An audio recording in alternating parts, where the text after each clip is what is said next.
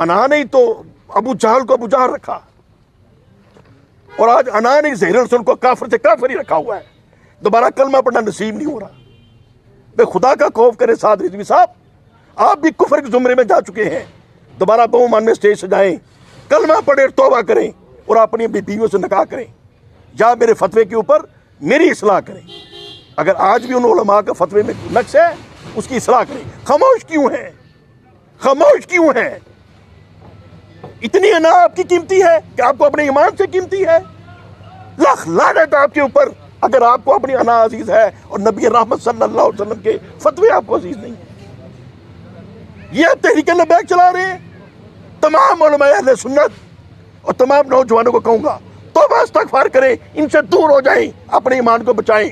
ये बेअकल लोग हैं, बेसमझ लोग हैं, और मौजूदा क़यादत तहरीक लबैक की काफिर हो चुकी है। दोबारा कलमा पढ़ें।